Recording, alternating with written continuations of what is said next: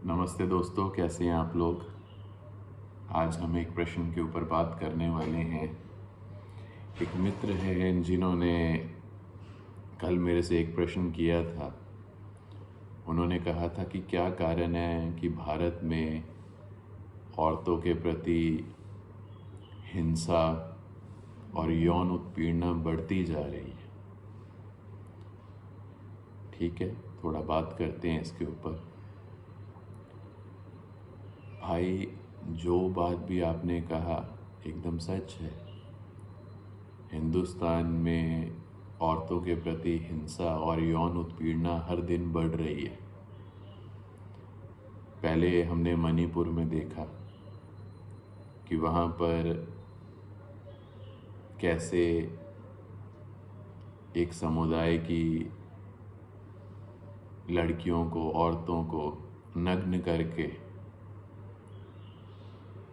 घुमाया गया सड़कों पर, उनके साथ बलात्कार हुआ, उनके शरीर में कई जगह पर घाव दिए गए बुरी तरह से। फिर आप देखते हो कि जो सरकार है मणिपुर जैसे राज्य में, और यहाँ तक कि जो सेंटर में भी है, मणिपुर और सेंटर में दोनों जगह बीजेपी गवर्नमेंट है, आप देखते हैं। फिर आप देखते हो कि यूपी में बीजेपी गवर्नमेंट है और आप तो देखते हैं कि योगी बाबा तो बुलडोज़र लेके चले जाते हैं किसी का भी जिसने कुछ अपराध किया है उसका घर तोड़ने के लिए। मगर फिर होता क्या है कि जब उन्हीं के सांसद, उन्हीं की पार्टी के सांसद बीजेपी के, जब उन पर यौन उत्पीड़न के इल्ज़ाम लगते हैं और वो कोई कोई साधारण लड़कियों ने ही इल्ज़ाम लगाए, वो किसने लगाए? जो ओलंपिक में या फिर और इंटरनेशनल लेवल पर जिन्होंने भारत को मेडल ला के दिए, उन लड़कियों ने, उन बच्चियों ने वो इल्ज़ाम लगाए। अभी 2 दिन पहले कर्नाटक में एक नेता जिसके करीब 2600-2700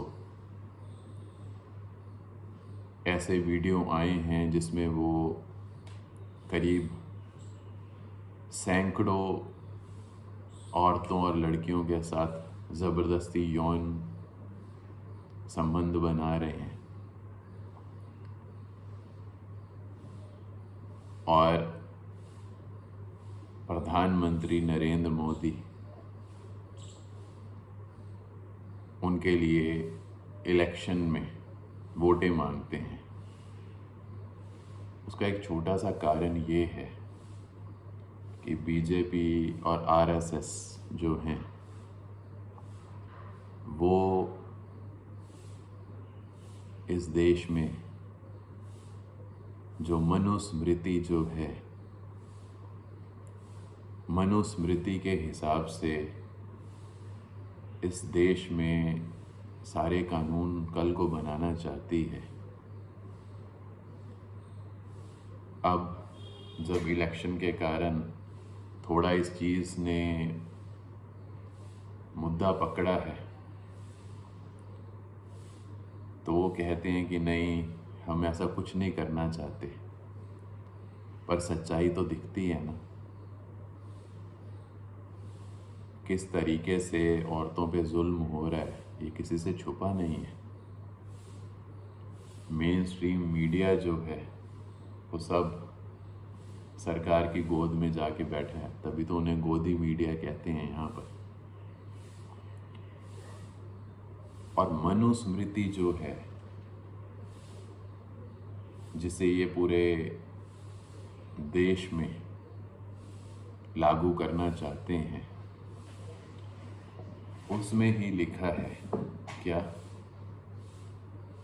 ढोल, शूद्र, पशु और नारी ये सब ताड़न के अधिकारी। मतलब ढोल जो होता है, ढोल पशु मतलब जानवर, और शूद्र जो बैकवर्ड क्लासेस हैं, लोअर क्लास है, और नारी मतलब औरत, इन्हें ताड़ कर रखा जाए। जितना मारा पीटा जाए ये उतना सही रहता है।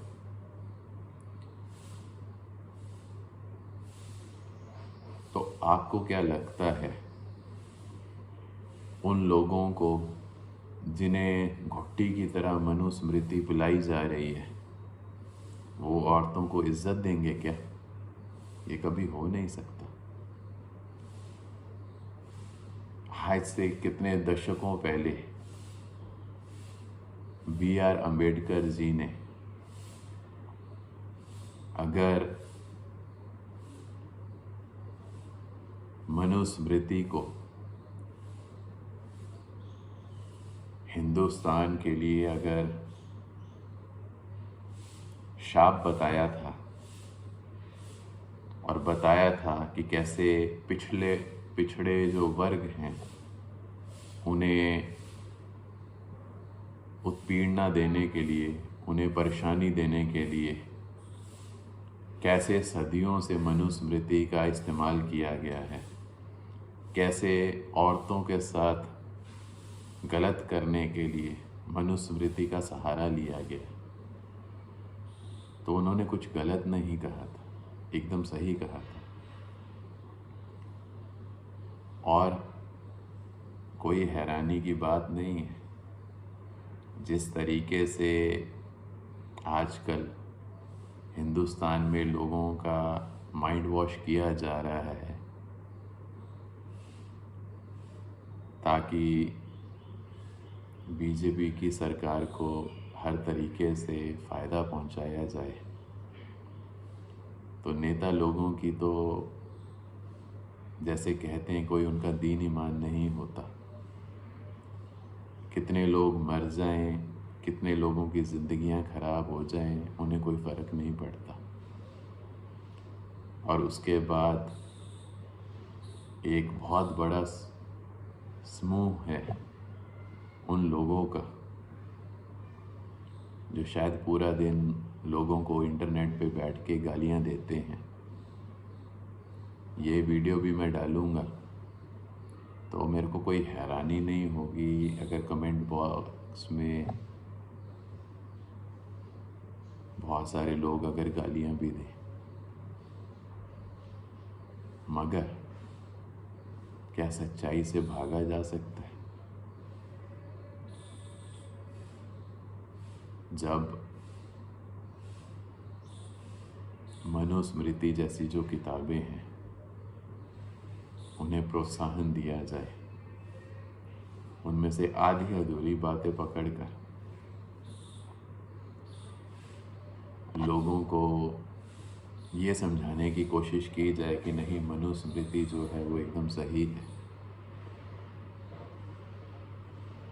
और उस तरीके से कल को कानून तक बदलने की बात हो रही है, तो जो सारे दोस्त हिंदुस्तान में जो हिंदू धर्म से बिलोंग करते हैं, अगर उन्हें लगता है कि उससे कोई फ़ायदा होगा, तो ज़रा उन मुसलमान देशों को एक बार देख लीजिए जहाँ पर ज़ोर ज़बरदस्ती करके लोगों के साथ भेदभाव किया जाता है, औरतों को मारा पीटा और दबाया जाता है। तो मैं तो यही उम्मीद करूँगा कि कम से कम थोड़ा सा अपनी आँख खोलकर और दिमाग खोलकर जियो।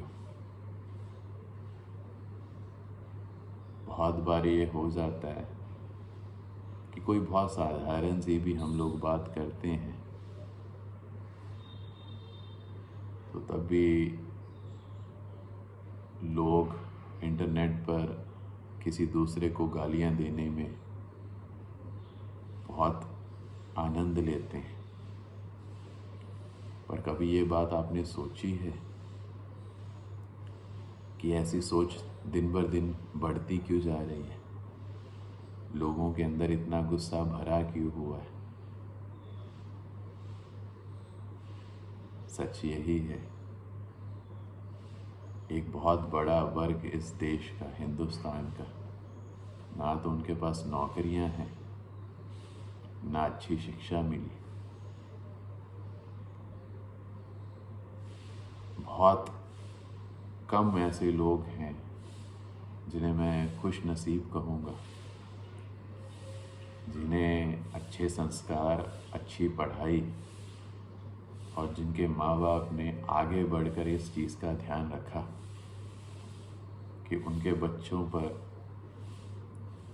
किसी भी ऐसे इंसान या सोच का प्रभाव ना आए जिससे उनका अपना जीवन और सामाजिक जीवन जो है वो खराब ना हो।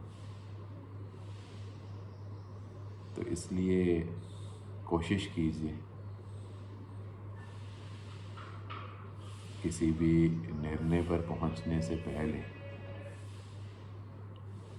सभी पक्षों को समझिए। एक लेखक हुए हैं अमेरिका में, उनका नाम था रॉबर्ट फ्रॉस्ट।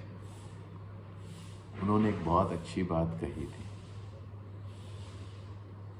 उन्होंने कहा था, don't try to take down a wall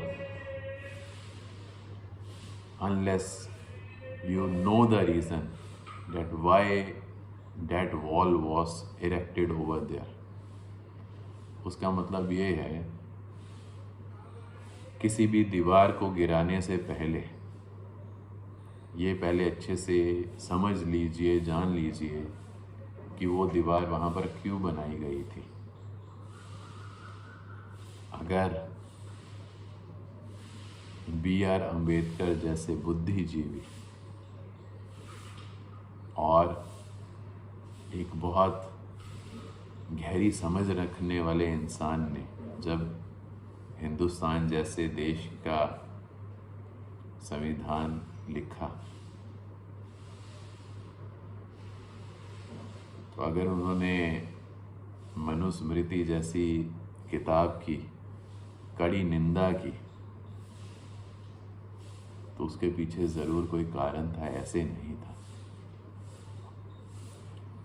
तो थोड़ा सा विवेक के साथ जिए, थोड़ा बुद्धि का इस्तेमाल कीजिए और हो सके तो अपने करीबियों के साथ भी इस बात को साझा कीजिए कि जब हम